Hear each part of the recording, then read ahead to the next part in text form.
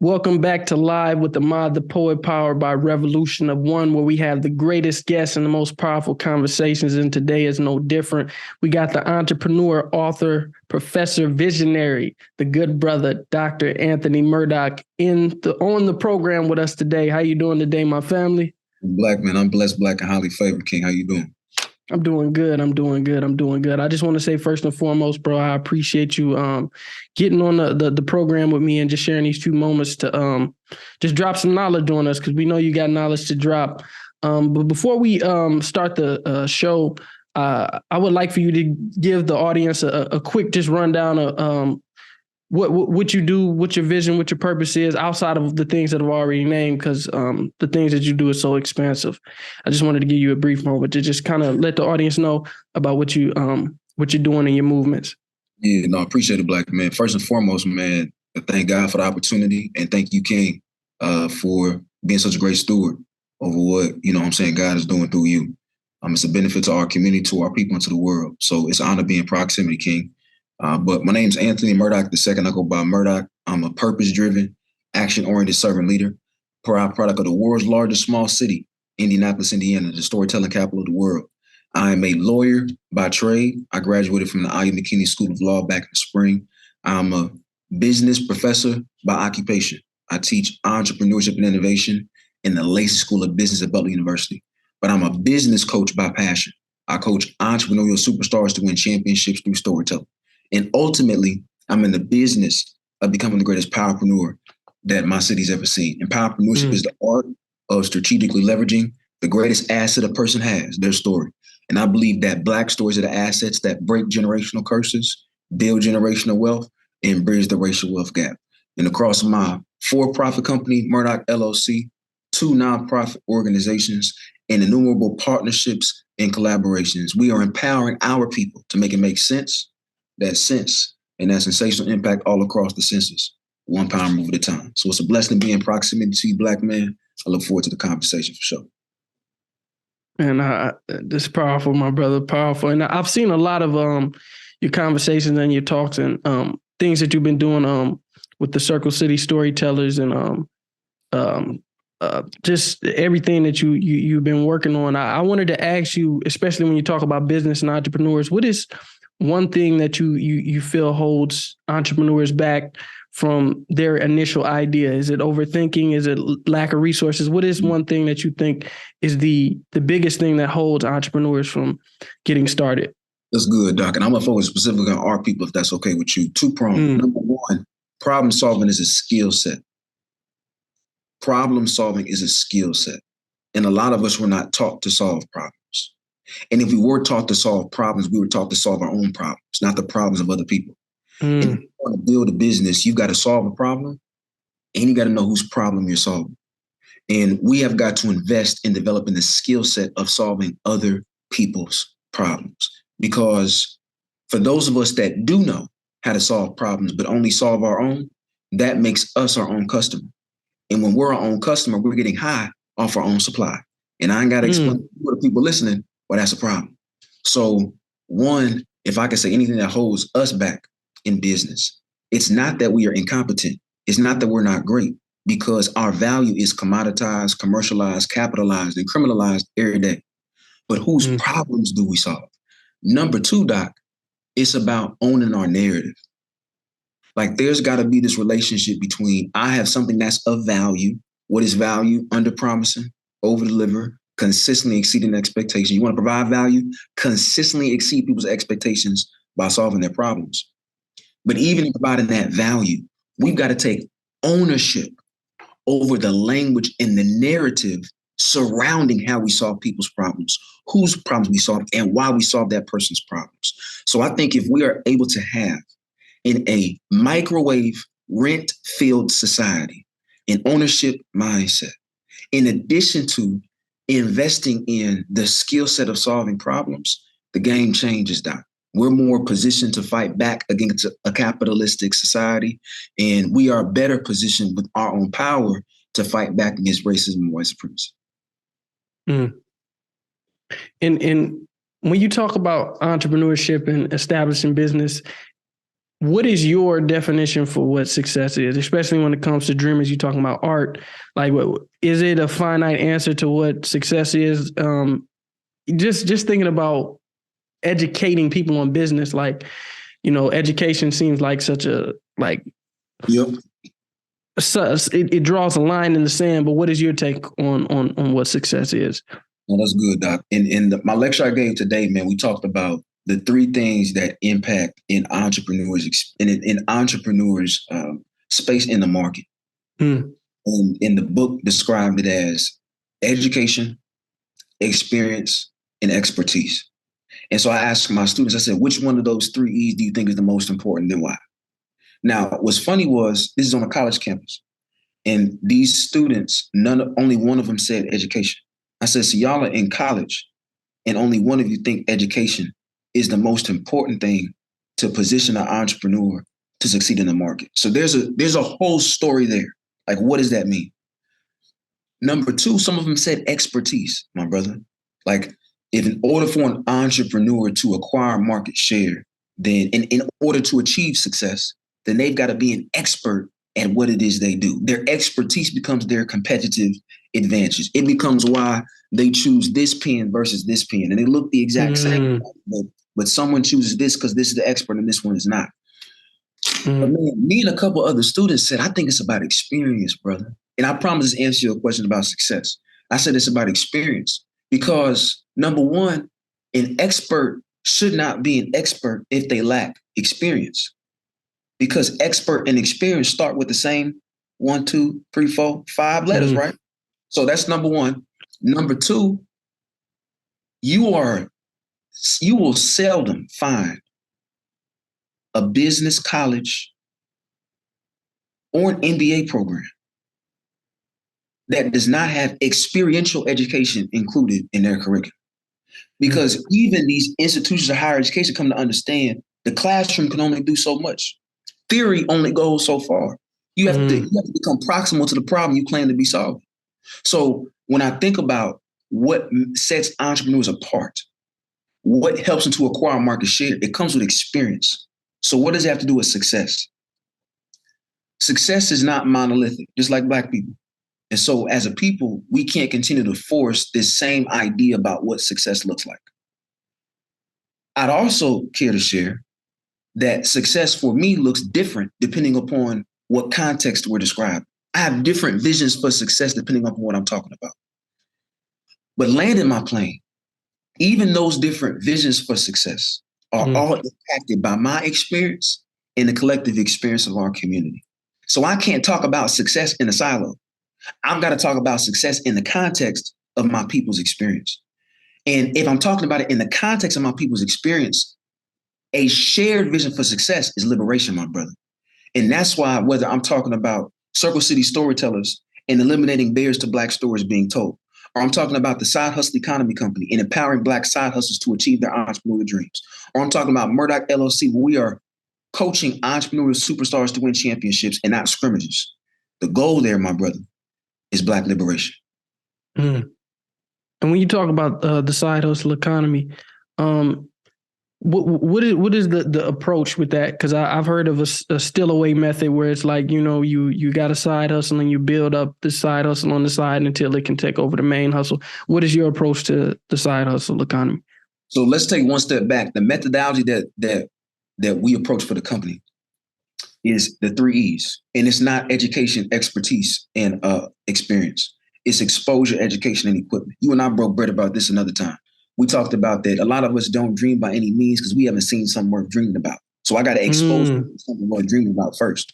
But then after you expose them, my brother, you got to educate them. So what good is it to have a dream if you don't know how to achieve it? So then we got to teach the people how to achieve it. But what good is it to know the dream and know how to accomplish the dream if you don't have the tools you need to turn the dream into a reality?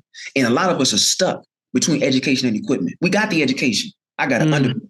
I got a master's. I got a PhD. I got the experience of life in the boards and in these streets. But I never had the tools I need to bring my dream to life. Then we got to equip the people. And so across our programming and across our partnerships, we expose, we educate, and equip. Now, getting more nuanced, my brother, into this conversation about how do we leverage our side hustles for success, liberation, in my perspective, is contingent upon three things. It's about money, my brother. It's about mindset. And it's about a roadmap. If you got a piece of paper and a pencil, your pen, your notepad, your Twitter fingers type fast, get them out. This is game. This is facts, right? I talk my talk, but I'm gonna tell my story too. I'm gonna give you concrete takeaways. Money's number one. Emergency fund. You're gonna use your side hustle should be your side hustle at least until you've got your emergency fund set. What's an emergency fund? It's exactly what it sounds like. You need between 3 and 12 months. On the conservative side, 12. The more liberal side, 3, depends upon where you at in life, of your necessities: food, shelter, clothing. If you can take care of them 3 things right there, my brother, you need that 3 to 12 months worth of expense to handle that. Because the moment you say I'm going full time, everything finna change. And I ain't got to tell that to you because I know you already know. So one is about money. You got to get that emergency fund correct. Number 2 is about mindset.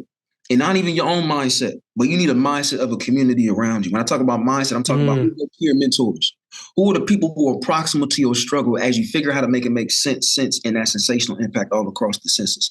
They have to hold you accountable to a mindset that says loving yourself is a revolutionary action, and I'm worth the revolution. That the only imposter is the syndrome. That I haven't made the biggest mistake of my life, that I'm going through what I'm going through to get to where I'm into. That I'm not drowning, I'm learning to swim in my success. You need people, peer mentors, to affirm that mindset. So it's money, it's about mindset, but then it's about roadmap, my brother. What do they say? If you fail to plan, you plan to fail. A lot of us are playing to fail, my brother, because we ain't got no plan. And we need a map, Doc. We need a map. And whether that's a lean canvas, a business plan, a strategic plan, or a purpose statement, we need something on paper in writing that you can look at and remind you that says, this is exactly where I'm going. Landing my plane right here. Direction is what fuels purpose, and purpose leads and guides folks toward their destiny. And a lot of us, my brother, ain't got no purpose behind our life or our business, and wonder why we run in circles. So when you have this amazing trio of money, mindset, and the roadmap, the 3 M's, complemented with the 3 E's, exposure, education, and equipment, you finna take off for sure. And when you say mindset isn't just personal, it's about community. How do people find that community? Because I think that's the hardest part. Networking is hard, especially for our generation under us is like, whoa, they don't know. It's an art to networking. How do they go about finding that community for that Number mindset? 1, let's change the relation. Let's change the language, bro. You and I both know vernacular is everything. Like part of the reason why, so I don't know about, well, I do know about you, but I'm acting like I don't. Hip hop saved my life a number of times. One of the reasons why is because hip hop gave me a language to describe emotions I didn't know I had. So when I listen to certain songs, I gain words for feelings I did not know I had. You know what I'm putting down, Doc? So it's important the words we use, because sometimes language and liberation is what we need. Sometimes the only liberation we need is a new language. We can't be using language that minimizes us, thinking it's going to help us maximize. You're right. So going back to this networking piece, let's change the language from networking, which is transactional, to relationship building. That's transformational. And we build relationships every day. Matter of fact, we hold on to relationships longer than we should. So building relationships ain't a problem for us, Doc. It's about how it's positioned our mind based on the words that we use. So that's number 1. Let's switch the language from networking to relationship building. Number 2, I shouldn't say you can't. I think that it is impractical to expect other people to learn to love you if you have yet to learn to love yourself. And so part of what I encourage people doing is I'm attempting to figure out how to build my community, not my network, but I'm attempting to build my community. You first must find the value in being in relationship with yourself. And if we can be honest, black men, and I know you and I both know this, that's why what you're doing with this situation is so powerful. There's so few people who actually love themselves. That simply when you start your journey towards loving yourself, you attract people. And even about you going to the event, folks pull up on you because they like there's something different about you. And I ain't lying. I've seen it over and over and over again. Started with myself. I wasn't out and I did. I ain't gonna cap. I'm landing my plane. There was a time in my life, first year law school, I was getting coffee and lunch meetings 2 to 3 times a week. I was late to classes to get coffee because I wanted to know every attorney in town. And guess what? That was amazing. It did great work for me, black man. It did. Because so many people knew my name, but I definitely forgot theirs. Because I was focused on scaling in volume and not value. Again, landing my plane, Doc. Here's where it becomes real. The real value in that experience was that I forgot their name. They may have remembered mine. They did remember mine because when they experienced me, it was something they never experienced before. Because I'm going to tell the people listening right now, a lot of people will live and die expensive copies of somebody else. So learn to fall in love with the best version of you. Because no matter how hard people try, they can't become them, and you can't become them. So learn to fall in love with yourself. What does that have to do with this conversation? When I got to a space of realizing that I'm doing more volume than value, I had to change the way I was engaging with people. And then I learned this too, my brother, that it's not about what you know. We knew that. But it's also not about who you know. Guess what it's about, brother? It's about who knows you. And I can't control that. I can't control who knows me. I barely have the capacity to get to know more people. So I said, you know what? Instead of being upset about what I can't control, let's become intentional about what I can. And that's about what am I doing internally. So what's the key? What's one of the major keys, quote unquote, to developing your community? You got to learn to fall in love with yourself. And naturally what will happen is people will surround you. That energy attracts energy. That's something we talk about all the time. That good energy attracts good energy. And you will be surprised who comes to you. You just got to be ready to take it on. That's my thoughts on that. So how do you shift that mindset? Just you talking about that instance, just then you having interactions with people, sitting down, having conversations and shifting from a network mentality to a relationship mentality. What is some simple things that you can do in order to change it? Because you're right, man, words, simple words, it changes everything. I was just saying that, like, we're married to the language of destruction. Like you might be having a conversation with somebody and you simply could just say this one word different, but you're married to saying it like this because it makes you feel empowered. It makes you feel big. And it's just like, if you would have just said, instead of saying, man, this we had a bad day today, say, oh, we had a growing day today. But it doesn't give you you want to say, oh, well, you did bad today. Oh, well, we had to grow through this. You're married to language of destruction because it makes you feel built up. And it's just simple things. So, I wanted to ask you, what was something that you had to change in order to get that relationship to shift from networking to relationship building? Yeah.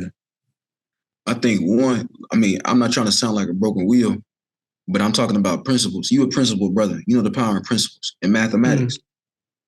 Like, we're not going to get into that conversation, but you know the power of principles and concepts, right? And so when you think about the power of principles and concepts, those things apply no matter how hard you try for them not to apply, they do. I'll tell you the moment I learned that. The moment I learned, I kid you not, bro, I can't make this stuff up. The moment I learned about changing the relationship, changing my language from networking to relationship building, was I was hosting a conversation like this with a Black woman probably 4 years ago. And I said, this first webinar, it was a series of webinars, LOL. And I was like, the first time I talk about networking, you know what I mean? Because it's not about what you know, it's about who you know. And she said, say less, Murdock. She jumps on. First thing she says is what I just told you. Language, community building. So when you talk about, this is answering your question. When you talk about how did the shift happen for me, I had to be exposed, Doc. I had to get in tune with the fact that there's another option. And a lot of us don't think we got options, my brother. A lot of us think it's just what's in front of us. And there's a big world out there. It's a real big world out there. But part of what I think is not simple. And oh man, this is all gonna get provocative, brother. I know we're not breaking the machine right now, brother, but we have to acknowledge the fact that there's all systems at work, man. And not only are systems at work, but even to the extent that we resist, to survive, we must participate. So we are actively participating in the very system that we want to dismantle, even as we attempt to resist. Why do I say that? Because what's not easy is that resisting something that is required for your survival.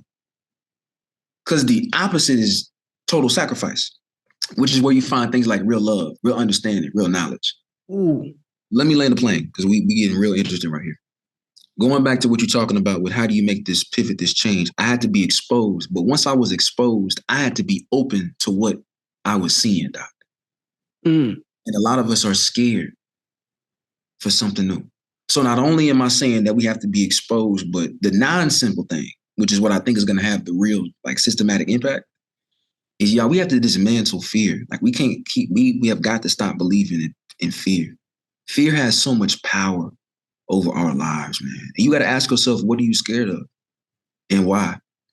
And Black man, I hated the experience, but in hindsight, I thank God for what I've been through because it got me to where I'm going to. I had to look my devil in the eye a few times, Black man. Ooh. And when you do that, and I know we're going deeper than what was expected, but when you do that, Doc, you learn there's nothing to be scared of because you saw it, my brother. I'm landing my plane. The thing about the dark, right? The reason why so many people are scared of the dark is because you don't know what's there. But you know what's funny, bro? You know what's funny, bro? You know what's funny? And I'm gonna be corny real quick. Can I be corny? Can I be corny real quick, bro? Let's do it. Okay, look. So right now you see me, right? Watch this, brother.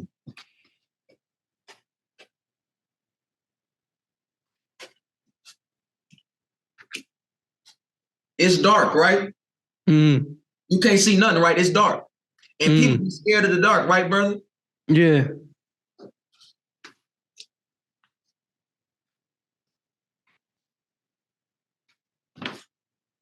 The room didn't change, King.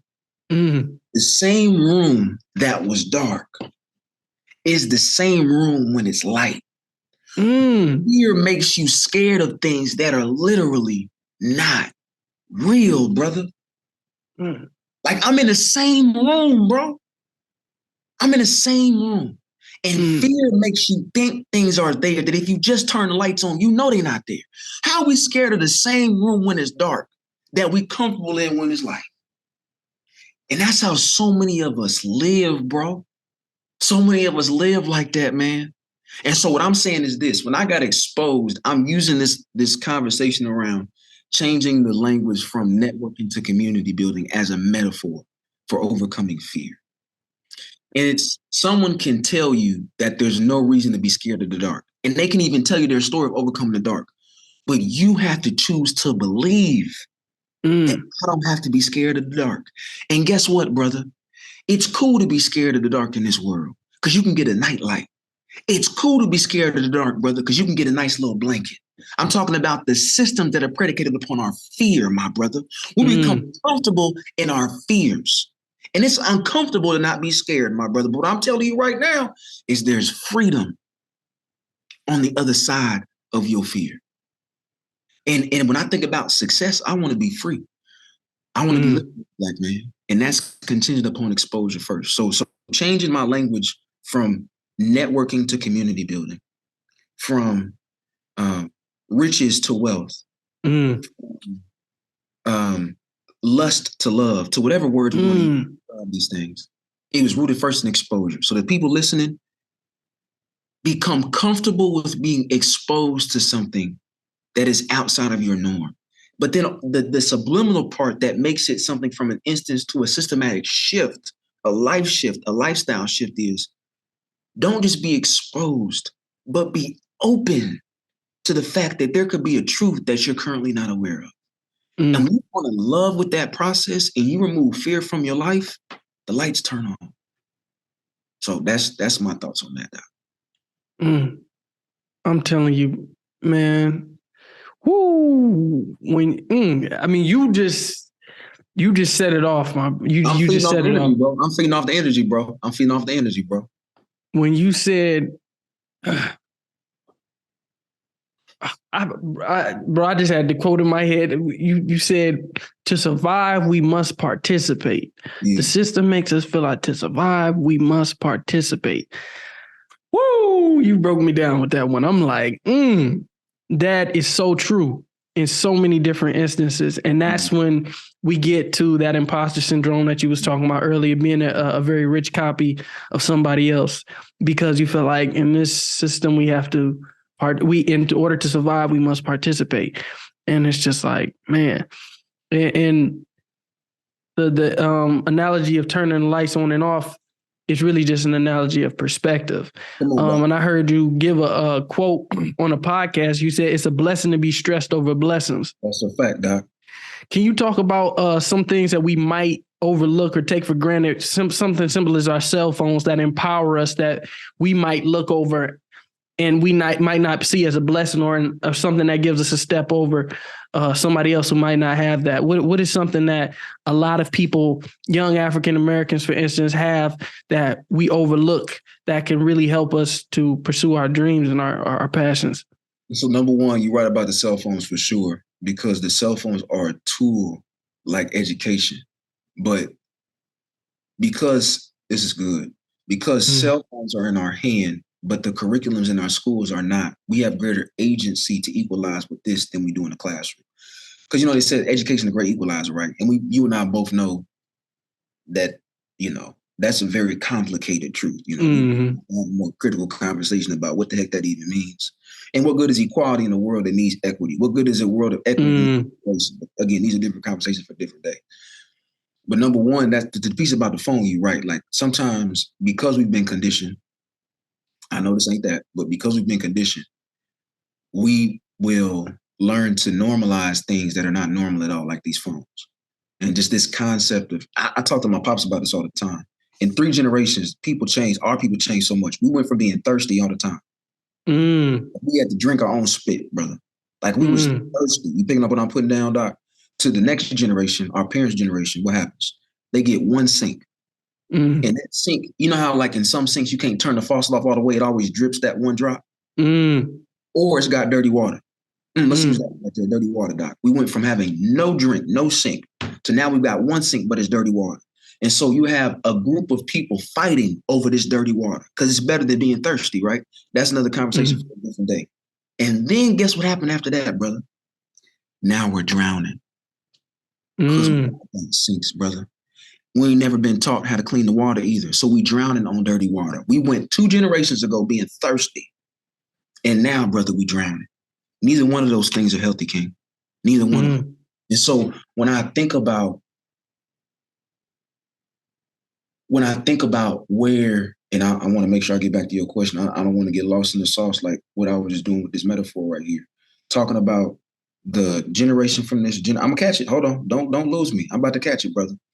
We talked about don't catch it. See, this what they try to get you, they get you lost.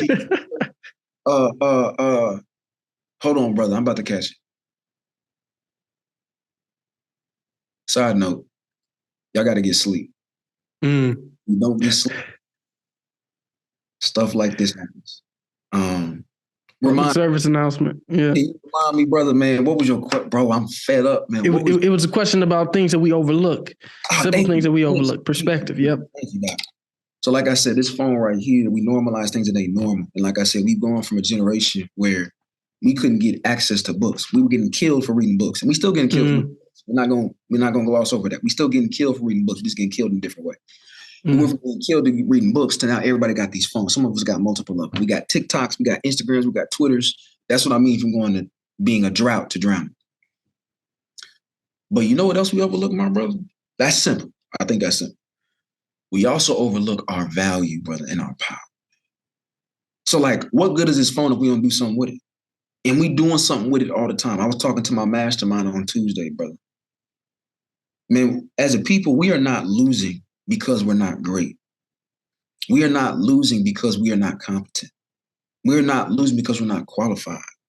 We're not losing because we are not the genius, the Genesis, and the Revelation.